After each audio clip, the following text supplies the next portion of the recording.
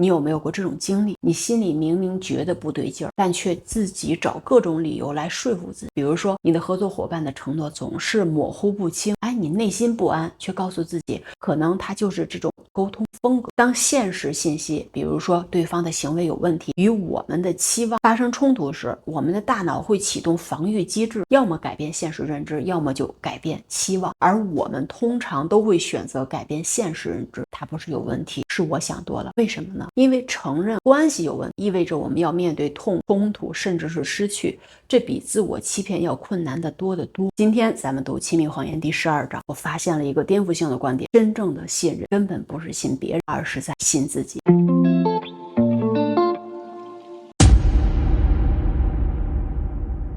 Hello， 大家好，咱们先来做一个思维实验。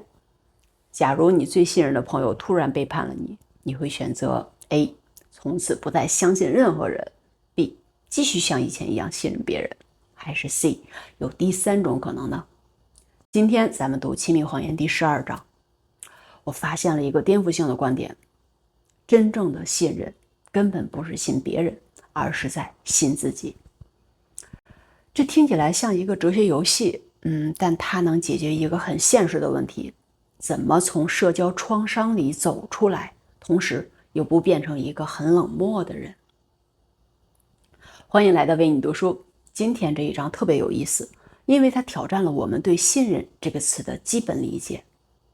你想过没有，为什么有些人被伤害一次就再也不敢相信别人了，而有些人却能在受伤后依然保持开放性？差别可能不在于他们遇到了什么事儿，遇到了什么人，而在于他们对信任这件事的理解完全不同。那今天我们会探索3个问题：什么是存在主义式的信任观？你的内心预警系统为什么会失灵？还有多元社交支持到底意味着什么？如果你没读过这本书也没有关系，咱们会从最基础的认知开始重建。那先说个可能让你觉得不舒服的观点啊，你以为的信任可能从一开始就是错的。书里提到传统信任观，这个传统信任观呢，他认为就像是彩跳板，不知道下面有没有水。我们把信任当做了一种赌博，赌对方不会伤害我们，而这种观点它有一个非常致命的缺陷，它把你的安全感完全交给了别人。你想想看，当你对朋友说我信任你的时候，实际上是在说什么？实际上是在说，我把我的心理安全交给了你保管，请不要弄坏它。可是一旦对方辜负了这种信任，你就会觉得是我太轻心了，开始不断的责怪自己的判断力。那这里边有一个存在主义的洞察，当我们把信任的主导权交给别人时，我们实际上也是在逃避选择的责任。萨特说过，人注定是自由的，那也就是说，你得为自己自由的选择负责，包括选择信任这件事儿。那什么是新型信任观呢？书里的故事主角安妮就给了我们一个线索。安妮原本因为她丈夫的背叛，完全不敢再信任任何人了，直到她开始每天花时间思考，我拥有什么？我拥有孩子的爱，朋友的支持，自己的工作能力。那她开始意识到，她不断的思考，她就开始意识到，即使再次受伤，她也有能力应付。你看这种转变很微妙，她不是在说我不会再受伤，而是在说即使受伤，我也能处理。这就是存在主义式的信任。她信任的不是别人的完美，而是自己面对不完美的能力。那从实用主义的角度来看，这种信任观解决了一个核心问题，它让信任变得可控。传统的信任呢，它是2元的，要么信，要么不信。但自我信任它可以是渐进的。举例子，我可以从小事上信任你，观察结果。如果你值得，我再增加我的信任。那如果不值得，我的损失也在自己可控的范围内，不会因此去否定整个世界。但这里会有一个问题值得我们思考，这种自我信任会不会让人变得过于以自我为中心呢？如果每个人都只信任自己的判断，那人和人之间真正的连接是不是就会变得更难？存在主义确实强调个性的自由选择，但关系主义哲学又告诉我们，人是在关系中定义自己的。这两种观点之间的张力，可能正是我们现在处于的这个时代社交关系面临的核心困境。你想，如何在保护自己的同时，又不失去与他人深度连接的能力？书里提到的卡罗尔的案例就让我特别感兴趣。他后来反思说，其实早就察觉到他的伴侣是有问题的，只是没当回事儿。这听起来是不是特别熟悉？你有没有过这种经历？就是你心里明明觉得不对劲儿，但却自己找各种理由来说服自己啊，我想多了等等。比如说，你的合作伙伴的承诺总是模糊不清，你内心不安，却告诉自己，可能他就是这种沟通风格。认知心理学把这种现象叫认知失调，就是当现实信息，比如说对方的行为有问题，与我们的期望我们的期望是关系应该是美好的，发生冲突时，我们的大脑会启动防御机制，就是要么改变现实认知，要么就改变期望，而我们通常都会选择改变现实认知。他不是有问题，是我想多了。为什么呢？因为承认关系有问题，意味着我们要面对痛苦、冲突，甚至是失去，这比自我欺骗要困难得多得多。这里涉及到了一个认识论的问题，就是我们该相信直觉还是理性分析？康德区分了感性直观和知性概念，前者呢给我们提供经验材料，这种感性直觉就是你的感性直观会给你提供经验材料，那知性概念也就是后者帮我们整理这些材料。当你的内心不安出现时，可能是感性直观直接捕捉到的信号，比如说对方的微表情、语调变化、行为模式，这些理性思维还没来得及处理的信息，你的直觉已经捕捉到了。但问题是，现代社会过分的推崇理性分析，我们总觉得有逻辑的才是对的，情感和直觉被视为不可靠的。可实际上，直觉往往是经验的快速整合，它可能比慢思考更加的准确。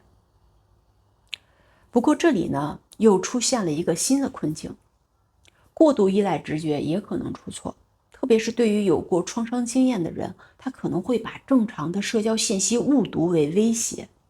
那怎么办？书里提出了一个方向，不是要在直觉和理性之间选边站，而是要让他们对话，用理性验证直觉，用直觉提前提醒理性。那从文化角度来看呢，我们东方文化特别容易忽略内心声音。儒家传统强调以和为贵，即使内心不安也要维护表面的和谐。现代职场文化呢，又推崇数据说话，情感和直觉被边缘化了。那在这样的文化背景下，我们更容易压抑内心的警报信号，但这可能让我们失去了一种重要的自我保护能力。这让我想到了一个问题，就是在集体主义文化中，个体的内心声音和集体的期望冲突时，我们该如何平衡？这种平衡的智慧，可能正是我们需要探索的。书里强调多元社交支持系统，特别是女性友谊的价值。但我觉得这个概念需要更仔细的拆解，我给大家拆解一下。什么叫多元？这种多元呢，不是指你的朋友数量非常多，而是指你的支持类型的多样性。社会心理学通常把社交支持分为4类比如说情感支持，有人能倾听你的感受；信息支持，有人给你建议和知识；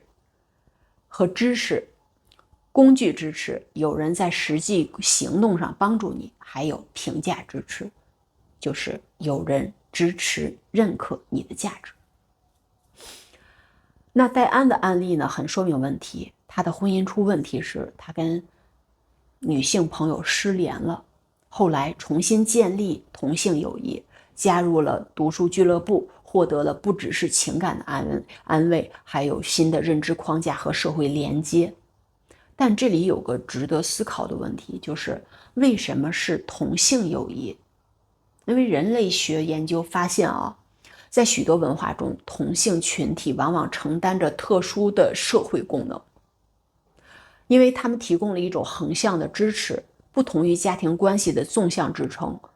在同性的友谊中呢，你更容易找到平等的理解和认同，而不是权力关系或者是那种情感依赖。关系主义哲学认为，个体是在关系网络中定义自己的，你不只是你，而是某人的朋友、某人的同事、某个群体的成员等等。关系主义的这种观点呢，挑战了个人主义的假设。前面我们说要信任自己，但关系主义提醒我们，自己从来不是孤立存在的，而是在各种关系中被塑造和支撑的。戴安通过重建友谊网络，不只是获得了外在的支持，他更重要的是重新找回了他自我的认知。他记起了自己不只是受伤的妻子，他还是聪明的朋友、有趣的谈话伙伴等等。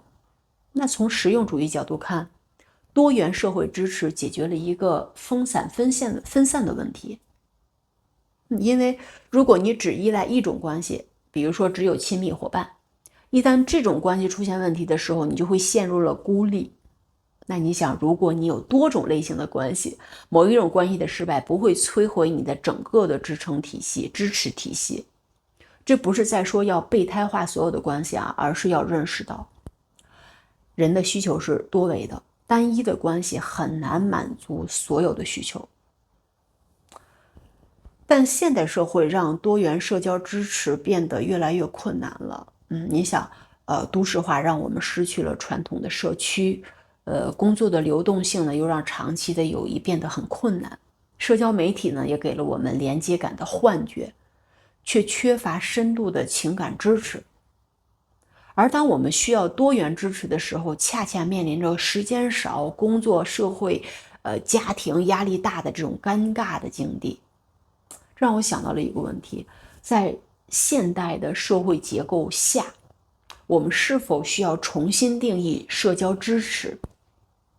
因为传统的支持它主要来自于血缘和地缘关系，而现在可能更多的来自兴趣，来自你的价值观，来自专业背景等等的连接。这种变化带来了新的可能性，也带来了新的挑战。如何在流动性中建立稳定的支持？如何在虚拟的连接中获得真实的情感？